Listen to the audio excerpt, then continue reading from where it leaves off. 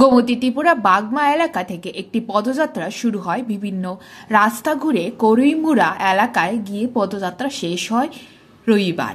উপস্থিত ছিলেন মুখ্যমন্ত্রী ডক্টর মানিক শাহ, মন্ত্রী প্রণজিৎ সিংহ রায়, বিধায়ক অভিষেক দেবরায় সহ আরও অন্যান্যরা।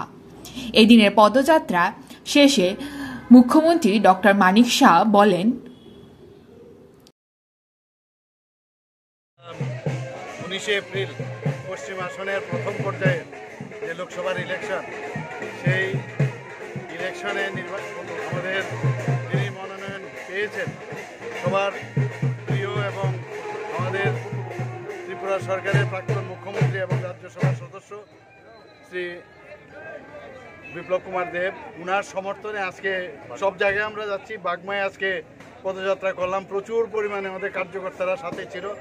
যেখানে যাচ্ছি উল্লাসের সাথে আমাদের স্বাগত জানাচ্ছে। বাড়িঘরেও গেলাম, দোকানঘরেও এসেছি, সবাই বলছে যে মোদিজি ছাড়া ওনারা আর কারোর বিকল্প চিন্তা করতে পারে না। আমি নিশ্চিত যে আগামী দিনে আমাদের যে পূর্ব আসনেও আপনারা দেখেছেন, সেখানেও জনঢল এবং সেখানেও আমাদের মহারানী কৃতি সিং দেববর্মা মহোদয়া দাঁড়িয়েছেন। দুটো সিটে আমরা বিপুল ভোটে জয়ী হব, এটা নিশ্চিত। এবং মাননীয় প্রধানমন্ত্রীজি যে 370-এর যে টার্গেট উনি দিয়েছেন, আমার মনে হয় এর থেকে বেশিই হবে।